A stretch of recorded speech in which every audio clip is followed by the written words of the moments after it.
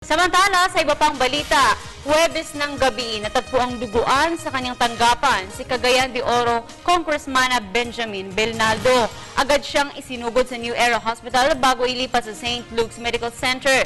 Masusing iniimbestigahan ng mga otoridad ang anggulong suicide matapos isang tabi ang foul play sa nasabing insidente. Lumabas kasi sa investigasyon ng Quezon City Police na walang ibang tao sa opisina ni Bernaldo nang mangyari ang insidente. Tinutukan ito ng aming kasamang si Alvin Baltazar at narito ang kanyang report.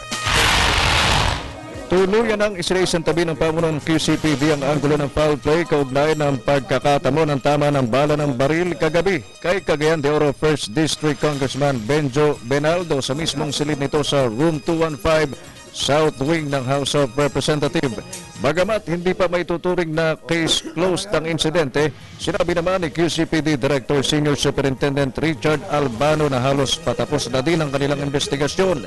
Nag-iisa ayon sa opisyalang mambabata sa loob ng kanyang tanggapan nang mangyari ang insidente na hindi rin naman malinaw kung sanhin ang aksidente o self-inflict.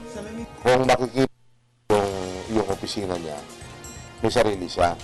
Doon sa sarili niyang kwarto, walang ibang pinto na pwedeng pumasok ang ibang tao o lumabas.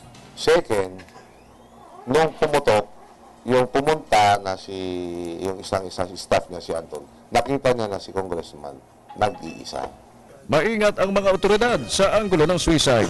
Pagbibigay diin ni Albano, ayaw nilang magbigay ng espekulasyon patungkol sa naturang motibo at anumang pahayag na kanilang bibitiwan hinggil sa insidente ay base sa nakalap nilang ebidensya.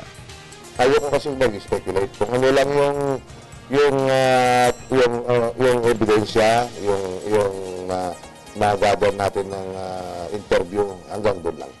Sa ginawang verifikasyon ng QCPD sa Firearms and Explosives Office sa Campo Crame, personal na baril ni Bernaldo ang nakita sa kanyang tanggapan na may serial number SA125465 at napagalamang nakatakdang mapaso ang rehistro sa June 2015 pa. Para sa Telebisyon ng Bayan, Alvin Baltasar.